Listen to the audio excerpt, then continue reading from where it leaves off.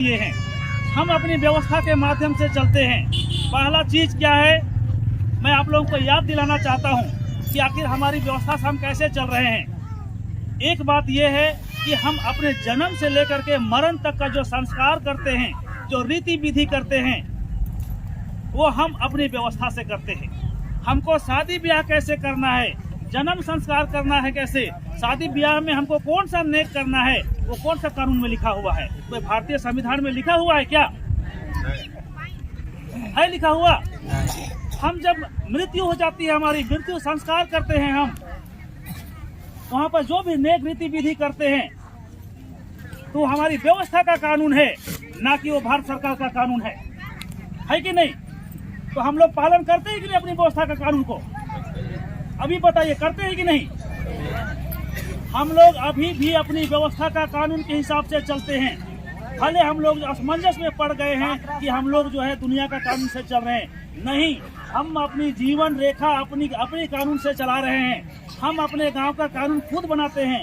गांव का लोग मिल करके कह देते हैं कि यहाँ पास हम लोग का रोपा रोपने का इतना पैसा देना पड़ेगा, उतना ही देते हैं कि नहीं? आपका गांव में तय होता है कि नहीं चीज?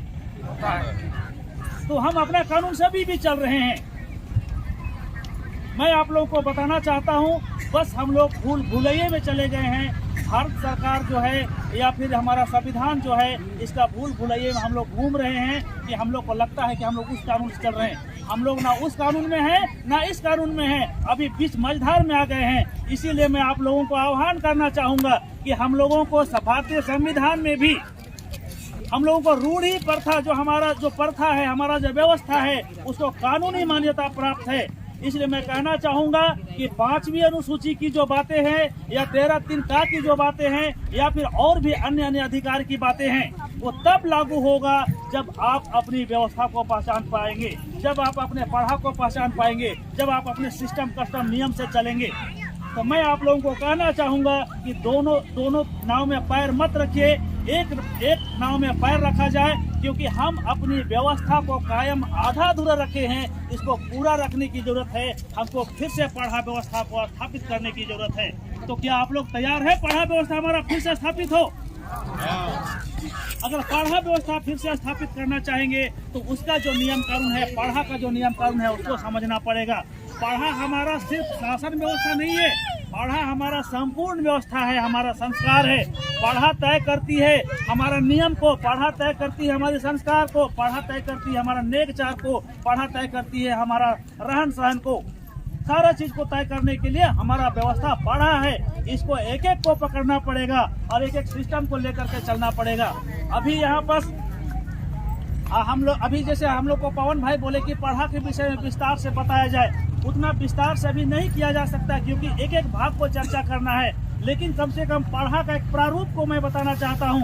हम लोगों का जो पारंपरिक पढ़ा है, बहुत जगह मानोनीत पढ़ा है, जहाँ पर लोग पढ़ा को भूल गया वहाँ पर मानोनीत पढ़ा बनाया है। लेकिन पारंपरिक पढ़ा 7 पढ़ा 9 पढ़ा 5 पढ़ा है, वहाँ पर जो है कोई एक व्यक्ति राजा नहीं होता है, पूरा गाँव राजा होता है। कोई एक व्यक्ति दीवान नहीं होता है, पूरा गांव दीवान होता है। इस तरह से हमारा प्रारूप है। साथ ही साथ मैं कहना चाहूँगा, एक गांव का जो रंग रूप है, हमारा गांव का जो पंच है, इन सारी चीज़ों को समझना पड़ेगा। इसके लिए समय समय पर हम लोग जो है अलग से इसका हम लोग क्लास लगाएंगे और बताएंगे कि हमारा पढ़ा का नियम क्या है, साथ ही साथ में हमारा संस्कार क्या है, हमारा नेक दस्तूर क्या है। सब चीज को हमको पकड़ना पड़ेगा, तब कहीं जाके हम लोग मजबूत हो पाएंगे। मैं कहना चाहता हूँ आप भाइयों बहनों से, नवयुवकों से, नवयुवतियों से, बाबा लोग तो आज तक हम लोग का समाज को जैसे भी लेके आया, जितना ज्ञान था, जितना बुद्धि था, उसके हिसाब से लेके आया। लेकिन आज के दिन जितना नवयुवक है, उनसे मैं आह्वान करना चाहता हूँ कि आपको हमारे व्यवस्था के विषय में जानने की जरूरत है, उसके विषय में पढ़ने की जरूरत है, और इसके लिए हम लोग को अलग से क्लास लगाने की जरूरत है, और हम लोग अपनी व्यवस्था परंपरा को हम लोग को सीखने की जरूरत है। तब कहीं जाकर के आगे आने वाली पीढ़ी को हम लोग दे पाएंगे। साथ ही साथ मैं कहना चाहूंगा कि हम लोग 2 नाव में पैर रखे हैं, इसी वजह से हम लोग कमजोर हैं। मैं बताना चाहता हूँ, हमारे पूर्वज, आप लोग जो पढ़ते हैं कि बिरसा मुंडा पढ़ते हैं, वीर बुद्धू भगत पढ़ते हैं, सिद्धो कान्हो पढ़ते हैं, चांद भैरव पढ़ते हैं, ये पढ़ने के लिए मिलता है, सुनने के लिए मिलता है। उन लोग अपना जीवन को दान दिया हमारे लिए। मैं आपको बताना चाहता हूँ, अभी हम लोग 2 नाव में पैर रखे हैं, इस वजह से कमजोर हैं। लेकिन हमारे पुरखे 1 नाव में पैर रखते थे। उस समय हमारी व्यवस्था मजबूत थी। हम जानते थे कि कौन दुश्मन है, कौन हमारा दोस्त है। हम अपने पूर्वजों के बताए हुए रास्ते पे चलते थे, एक नेतृत्व में चलते थे। आज तक हम लोग को कोई गुलाम नहीं बना पाया। यहाँ पास आर्य आए, मुगल आए, इतना तक कि अंग्रेज भी आए, लेकिन संपूर्ण गुलाम उन लोग भी नहीं बना पाया। हमारे पूर्वज लोग, हमारे जो नियम कानून थे मजबूत थे। हम लोग एक दूसरे के साथ जुड़े हुए थे। इस कारण मैं एक घटना बताना चाहूंगा। अभी हम गलती कहाँ पर कर रहे हैं? हम सोचते हैं कि हम जो है ज्यादा जानते हैं, अपने समाज की बाउंड्री से बाहर निकल गए, दूसरों पे भरोसा करते हैं। मैं बताना चाहूंगा एक घटना मैं हमेशा जिक्र करता हूं, जो कि अंग्रेजों का उन लोगों का गजट पत्र में लिखा हुआ है, उन लोगों का लेटर में लिखा हुआ है। उसको मैं आप लोग के सामने बयान करना चाहता हूं। जब यहाँ पर अंग्रेजी शासन उन लोग यहाँ पर स्थापित करना चाह रहा था, उन लोग चाह रहा था कि यहाँ के आदिवासियों को भी जो है हम लोग अपने कब्जे में कर ले। ये 1865 ईस्वी में जब यहाँ पर बिहार, बंगाल, उड़ीसा, इसलिए पूरा एरिया का उन लोग जो है शासन अपने कब्जे में किया। राजाओं को, यहाँ का जो राजा था, उन लोगों को हराने के बाद उन लोग को लगा कि इस क्षेत्र में हमारा कब्जा हो जाएगा। प्रयास किया उसने, लेकिन जैसे जैसे आदिवासी क्षेत्रों में उन्होंने बढ़ना शुरू किया, अपना कानून को लागू करना शुरू किया, यहाँ के आदिवासी लोग असंतुष्ट हो गए, विद्रोह कर दिए। इसी बीच में एक कहावत है हमारे लोहरदगा में, वो जो है अभी कहीं पर लिखा हुआ नहीं मिलता है वो चीज, लेकिन जो गवर्नमेंट का गजट है, अंग्रेज हुकूमत का गजट है, उसके माध्यम से आपको लोहरदगा जिला के बगड़ू पहाड़ी के आसपास में केकरांग जो जगह का नाम है, वहाँ पास यहाँ पास 5000 जो है वो लोग सेना का फौज को रखा हुआ था, छावनी बना करके अंग्रेज लोग।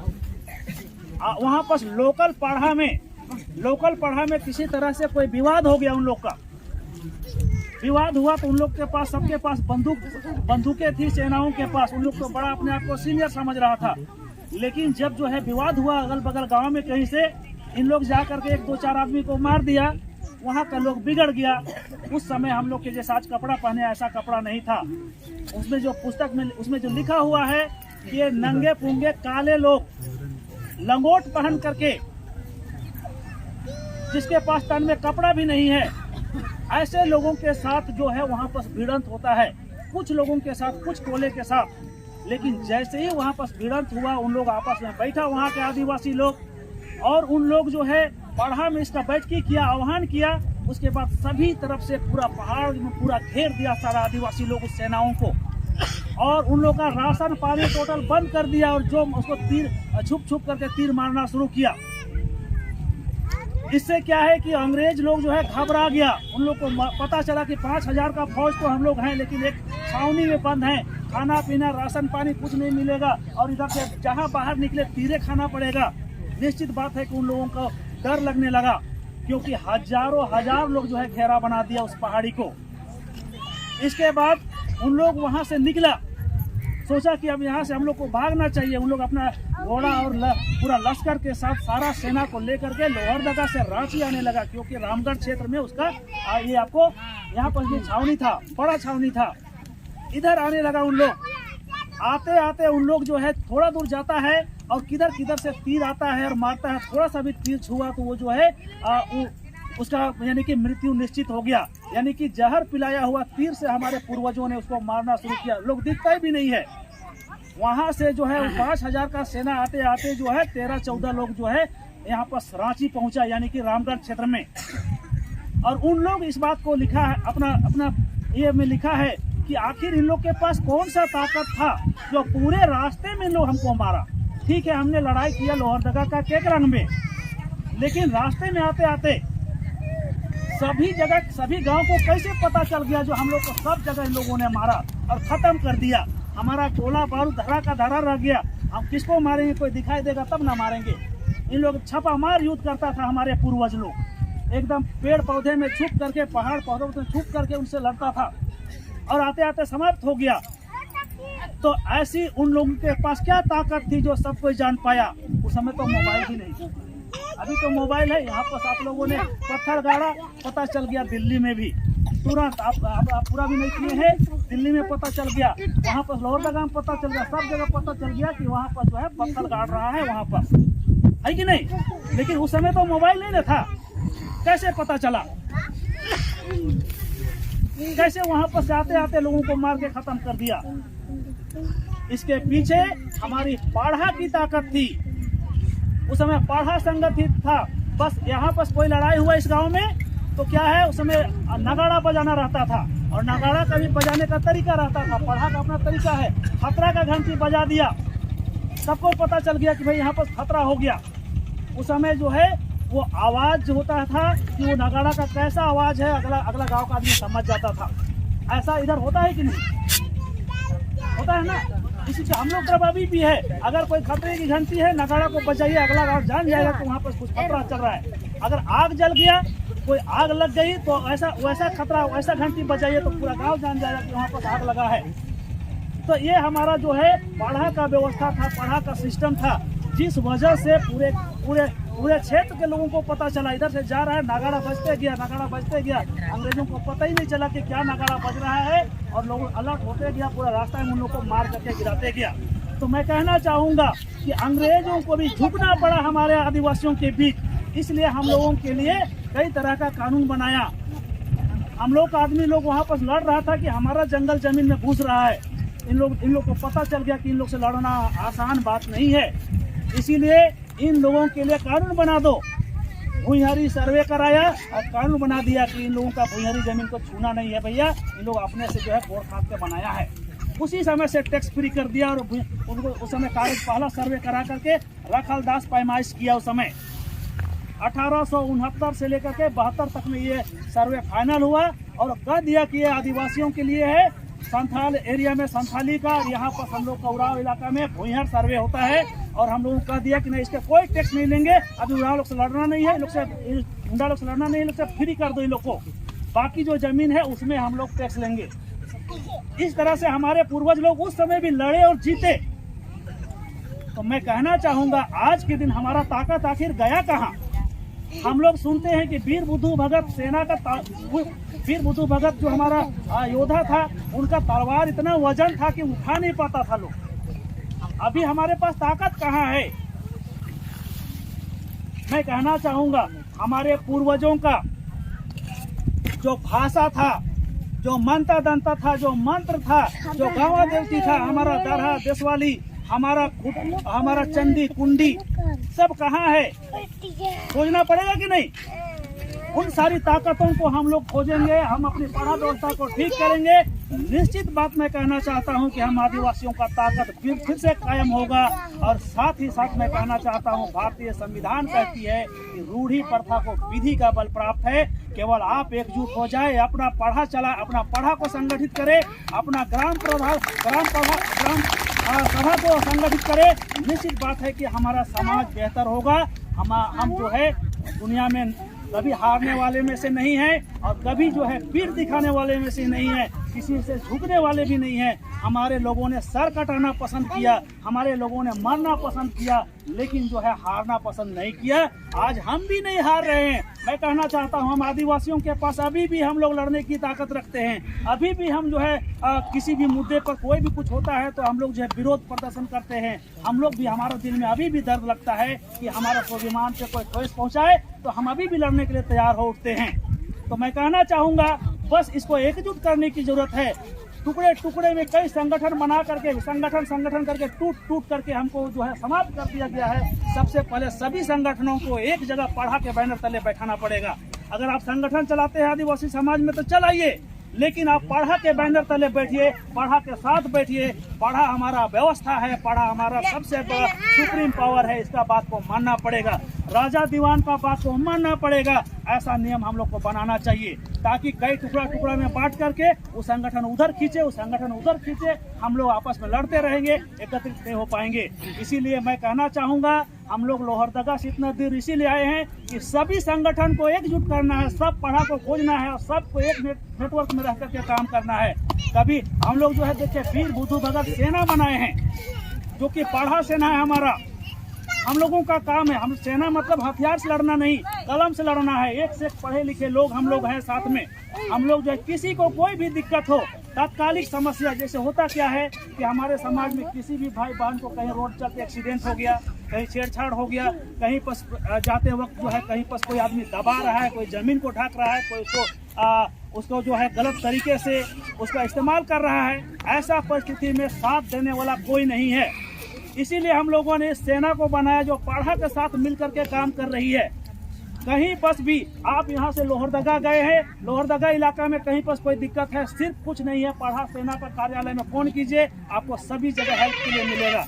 यहाँ पर भी हम लोग आए, हमको कोई दिक्कत है, यहाँ पर जितना सदस्य हैं केवल उनके पास खबर हो वो हमको सहायता करेंगे। इस तरह से संगठन बना करके पाढ़ा से अलग नहीं, पाढ़ा के साथ चलने के लिए, पाढ़ा के निर्देश के साथ चलने के लिए सेना हम लोग खड़ा किए हैं। और हम लोग चाहते हैं कि हमारा पारंपरिक व्यवस्था, पूर्वजों का बनाया हुआ व्यवस्था को फिर से हम लोग खड़ा करेंगे। और इसका एक एक बिंदुवार चर्चा करने के लिए अलग से क्लास की जरूरत होगी, इसलिए बिंदुवार चर्चा नहीं करते हुए आह्वान करना चाहते हैं कि यहाँ पर हम लोग को फिर से पाढ़ा राज हम लोग को कायम करना है। अबुआ दिसुम अबुआ राज कायम करना है, चाहते हैं कि नहीं आप लोग? हमारा देश, हमारा राज होना चाहिए कि नहीं? होना चाहिए। एक बार सबको हाथ उठा करके समर्थन कीजिए अगर आप लोग को चाहिए। तभी होगा, हमको अपना व्यवस्था को लाना पड़ेगा, है कि नहीं? तो चलिए इन्हीं बातों के साथ मैं अपनी बातों को विराम देना चाहता हूँ। हमारे बीच में हमारा पाढ़ा का बेल, हमारा दीवान भी है, उन लोग भी अपनी बातों को थोड़ा बहुत रखेंगे। साथ ही साथ मैं कहना चाहूँगा, जितने भी यहाँ पर जितने भी युवा युवती हैं, हमारे बाबा लोग, माँ लोग जो है पाढ़ा को जिंदा रखा है, परंपरा को जिंदा रखा है। युवाओं से मैं आह्वान करना चाहूँगा कि उन लोग सभी को जुड़िए और यहाँ पर भी पाढ़ा सेना चलाइए और पाढ़ा सेना चलाइए और पाढ़ा के साथ जो है पाढ़ा का बाबा लोग का आदेश को पालन कीजिए। निश्चित बात है कि आने वाला समय में हमारा समाज जो है बेहतर होगा। यही बातों के साथ मैं अपनी वाणी को विराम देना चाहता हूँ। सबों को एक बार फिर से जय जोहार, जय आदिवासी, जय पाढ़ा।